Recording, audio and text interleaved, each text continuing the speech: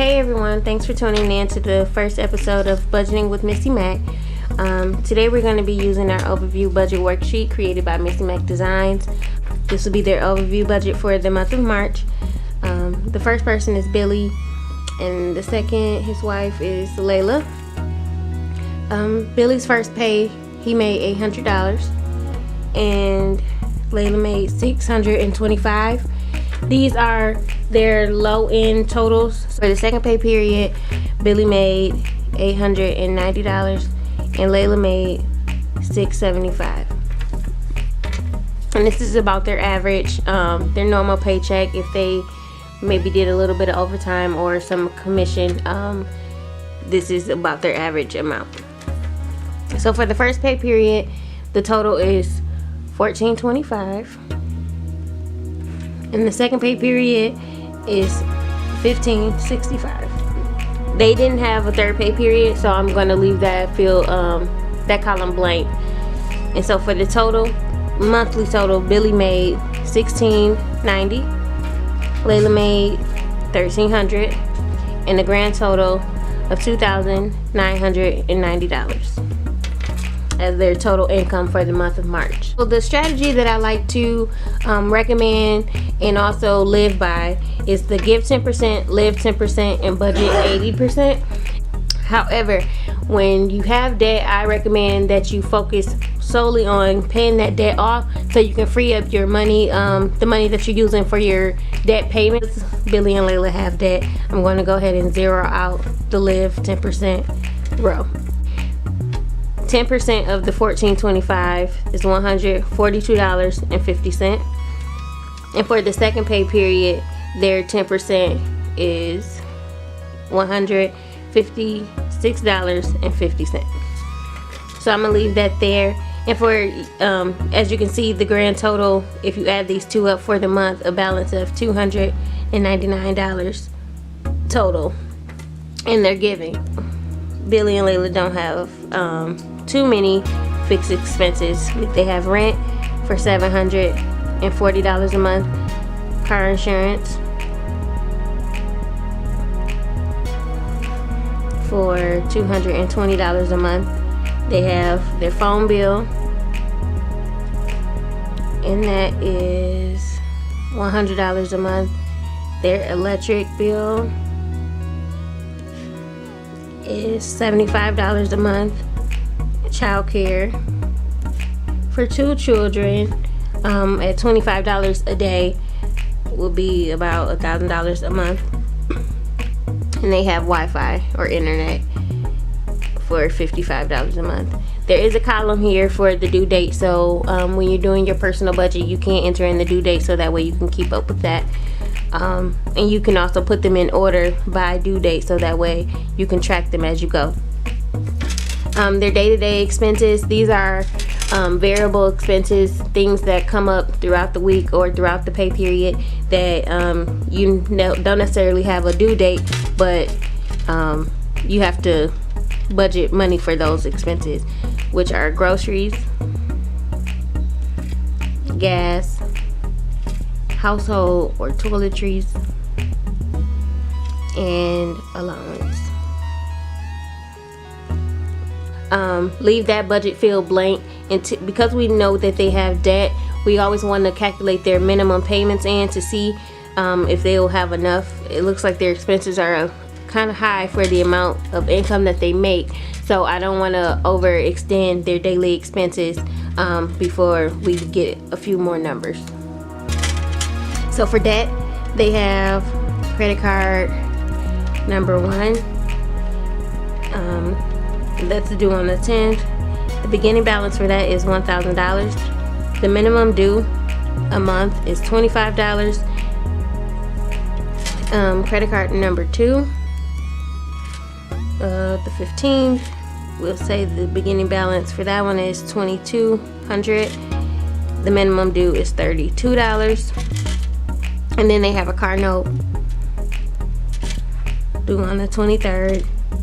The beginning balance is $1,100. I'm sorry, $11,000, and the minimum due a month is $200.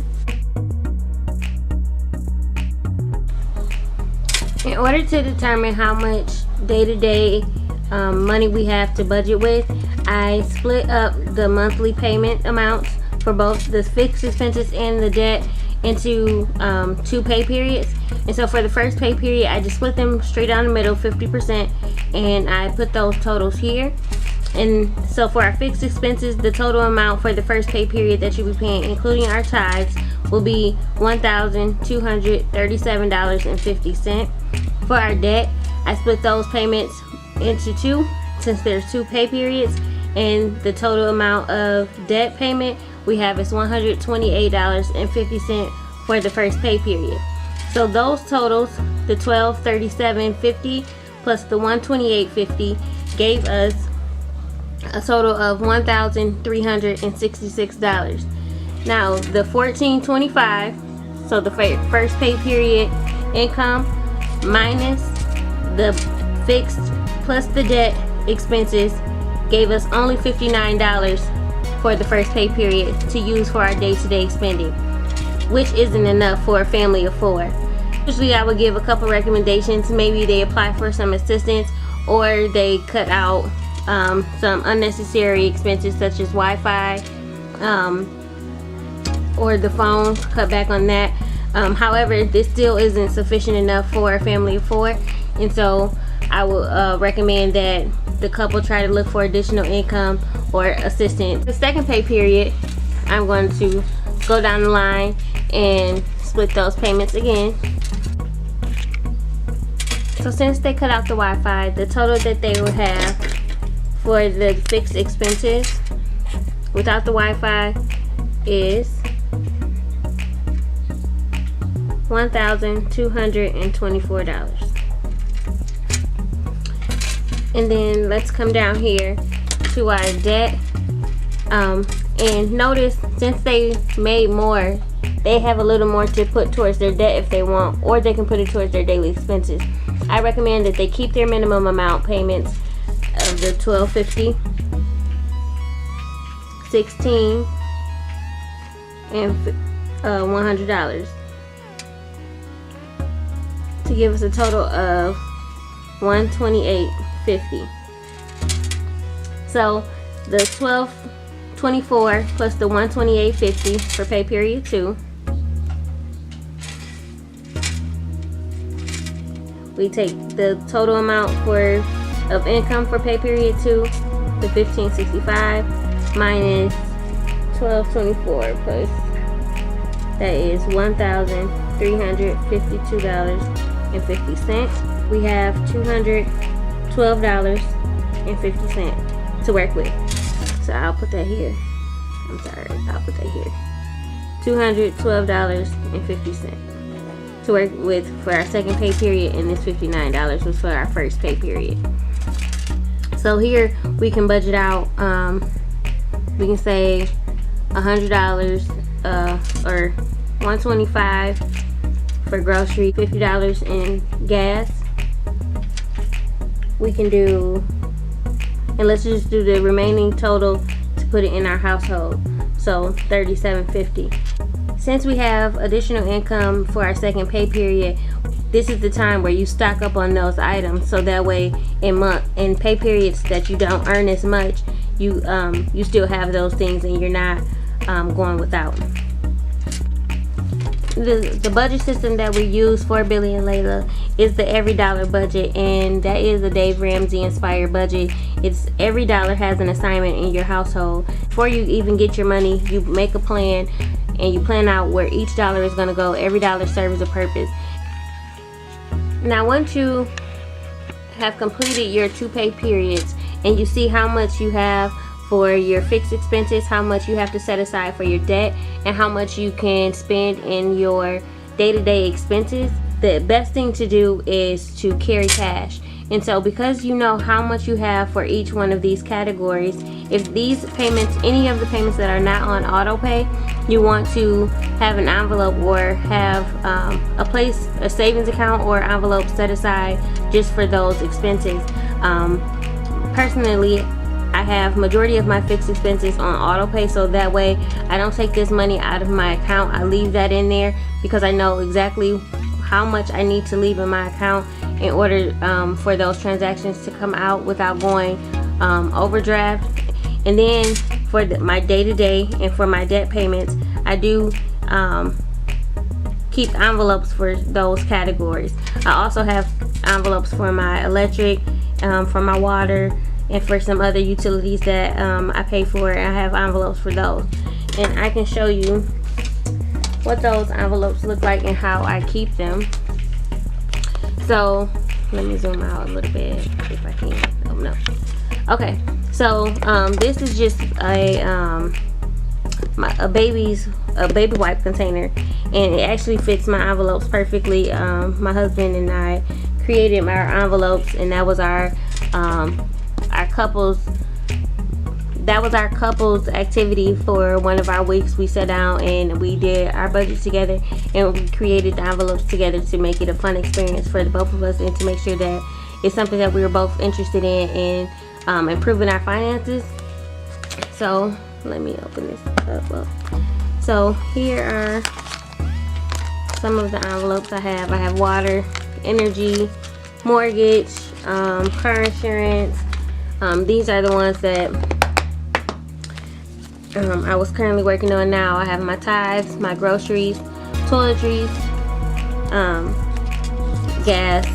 I have all of these, and I keep them with me if I know that I'm going to the gas station, or if I know I'm going to church. I don't carry all of them around with me every day, so I know, depending on the errands that I run and how I plan my day, I know which envelopes I need to carry with me. As an added bonus on this video, I wanted to just show you how getting an additional income or adding additional income really helps your financial stability. So let's assume that Billy made an additional $500 in the month of March, and Laila made an additional $400, totaling out to additional $900 added to their overall income.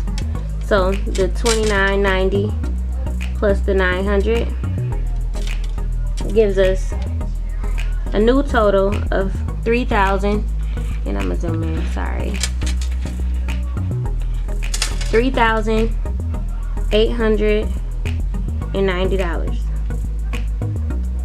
This is their new total income, minus their total expenses for the month, which was $2,718.50, equals a total of $1,171.50 to spend, or to split between our daily expenses, or to put more towards our debt. And with that, if we divide the $1,171 by 50 cents, we could have a total of, we can budget $585.75 for each pay period. So one for this one and one for that one. Way better than the $59 and the $212.50. A lot of that money can go towards our debt and help us pay off that $1,000, when free up some of this money that we spend on our payments for our debt payments. So that, I just wanted to give a quick overview and a quick review of how having an additional income really helps your budget. It really helps make your family financially stable, and it gives you a peace of mind when you know that your normal job income doesn't meet your household expenses. If you liked this video, please give a thumbs up, please subscribe, and click the notification so that way you are notified whenever I upload a video. Please comment below to let us know and share some different tips on how you and your family budgets and different strategies that work for you.